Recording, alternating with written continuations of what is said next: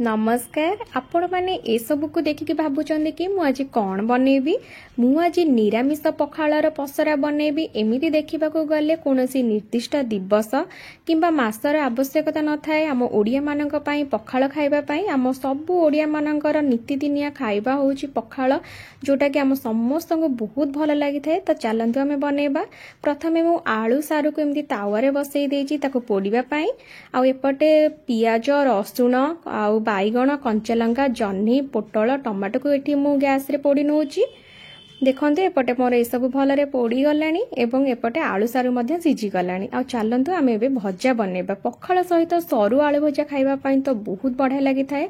तो सेथि पई मु कड़ाई बसई कि तेल गरम कर नेली तापरे गोटे चमच सोरिष सुखिला लंका एवं कंचा लंका दे देजी एवं पूरा एकदम सरू सरू करी आलू एवं पियाज को काटी नेजी। ए सब को पकई सारिके भलरे गोळेई नउची। तापरे आम एथिरे स्वाद हिसाब रे लूण एवं अल्प टिके हळदी दे दबा। एथिरे बिल्कुल भी पानी दबानी। गैस को एकदम लो फ्लेम रे रखिकी याकू घोड़े घोड़े के भाजिबे। ए जो सरू आलू भजा खाइबा पई पखाळ सहित बहुत बढ़िया लगी थाए। आ कहार कहार ए आलू भजा खाइबा पई बहुत पसंद से माने कमेंट करके जणेबे। देखंतु मोर एठी आलू भल भाबरे सिझी गलानी। तो मु याकू देखंतु केते बढ़िया से भाजीची बिल्कुल भी पानी देनी केते मसमसे की भाजा हेची। देखंतु हमर एठी आलू भजा बनी की रेडी हे गला। एबे आमे एथिरे साग बनेबा। तो मु कड़ाई बसई कि प्रथमे तेल देली तापरे सुखिला लंका दे दोची गोटे चमच सोरिष दे देली तापरे मु एथिरे काटिकी रखिथिबा पियाज को दे दोची। पियाज को हल्का भाजी दबा।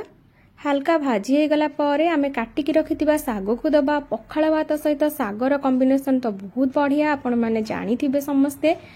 तो साग दे सारिकी मु एथिरे स्वाद हिसाब रे लूण दे दोची। तापरे सब को भलरे गोळेई की मु ढांकुनी दे दोची याकू सिझिबा पई छाड़ी दोची।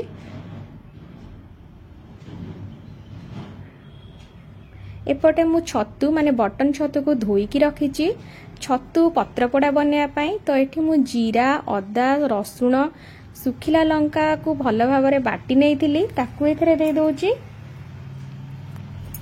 एवं काटिकी रखिथिबा टमाटो को दे दोची। जीरा सोरिष अदा रसुण सुखिला लंकार बाटण को देकी एमती पियाज कटा पियाज धनिया पत्र कटा टमाटो लूण एवं अल्प टिके हळदी दे दबा। तापरे एथिरे सोरिष तेल देबे जाद्वारा कि छतु पत्र पोड़ा बहुत बढ़िया बास्ना आसीबो एवं खाइबा पई मध्य भल लागिबो। देखंतु मुठी सोरिष तेल दे देली। एबे सब को भलरे हातरे मु चकटी नेबी याकू छतु पत्र पोड़ा बनेबा पई। देखंतु मु केमिति हातरे भलरे चकटुची आपण ठीक सही परि भाबरे करिवे। आपनक पाखरे जदि पाळ छतु अछि आपण सेथिरे करिवे मो पाखरे नथिला। तो एपटे देखंतु मोर साग सिझी आसिलानी। एबे मो रसुण आ कंचा लंका को छेचिकी रखिथिली ताकू एथिरे दे दोची। ए सब को देकी भलरे आउ गोटे रु 2 मिनिट एमती बिना ढांकुनी देकी ताकू भाजी नबा। हमर साग हेई गलानी। देखंतु केते बढ़िया देखा जाउची हमर साग एवं खाइबा पई मते बढ़िया लागुथिला। एबे हमें कड़ाई बसई कि बड़ी भाजी नबा बड़ी चूरा बनेबा पई। तो एठी मोर बड़ी भजा हेई गलानी। देखि पारुथिबे आपण माने मु केमिति लाल लाल करी बड़ी भाजीची। तो बड़ी को मु काढी नेली। एबे कड़ाई बसई कि पुणी सेथिरे तेल देली सुखिला लंका देली तापरे गोटे चमच सोरिष गोटे चमच जीरा माने छोटे चमच रे मु सब देइची। तापरे आमे काटिकी रखिथिबा खुंब आलू कदली एवं छुई को एका संगे पकोची। मु एठी कदली आ खुंब आलू को गोल गोल करी काटिची। ए सब को देकी भलरे गोळेई नबा। स्वाद हिसाब रे लूण एवं हळदी अल्प दबा। लूण हळदी देकी ताकू गैस को सीम करके भल भाबरे गोळेई की ढांकुनी दे दबा। बिल्कुल भी पानी दबा आवश्यक नाही। गैस को लो फ्लेम रे रखिबे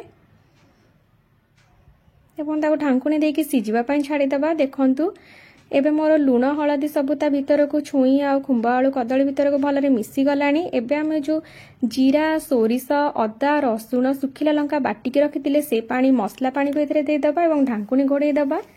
एबे देखंतु मोर भजा सिझी गलानी। एबे आमे ताकू ढांकुनी आड़े की केवल मसमसिया करबा। एई भजा खाइबा पई पखाळ सहित बहुत बढ़िया लागि थाए। छुई आलू कदली खुंब आलू को आपण माने एमिति भाजंतु एवं केमिति लागुची मते जणेइबे। मते तो ये भजा खाइबा पई बहुत बढ़िया लागि थाए। देखंतु केते सहजरे भाजी हो जाउची, बिल्कुल भी तळे लागुनी आ जहाँ भी लागुची ताकू भलरे चलै देले से छाड़ी जाउची।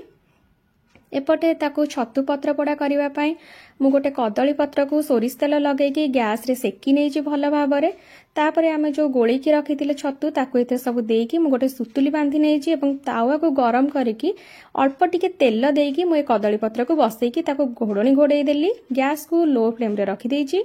एपटे बड़ी चूरा पई बड़ी कंचा लंका रसुण लूण को मु एठी एकाठी देकी ताकू छेची नउची।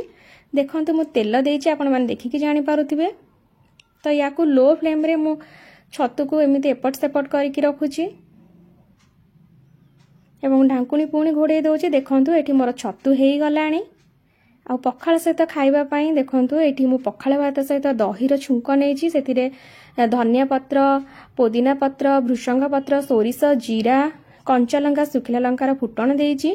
ता सहित लेंबू, छतु पत्र पोड़ा, साग, बड़ी चूरा, छुई कदली, खुंब आलू बेसर भजा, आलू भजा आ ता सहित हमर जो पोड़ा पोड़ी हेइथिला मिक्सचर, जन्ही, आलू, पोटल, बाईगण, सारू, भेंडी, ता सहित आंबुल, काकुड़ी, धनिया पत्र आ पियाज रसुणर पोड़ा मध्य नेइची। ए सब खाइबा पई तो बहुत बढ़िया लागि थाए। जानिछि हम सब ओडिया मानकर ए खाइबा बहुत प्रिय। आपण माने पखाळ दिवस रे कोन कोन सब बनै मते कमेंट करी जणेबे। देखंतु मैं पाग बनै देछि, केते सुंदर देखा जाउची। आपण माने को बहुत भल लागिथिबो। रहिली।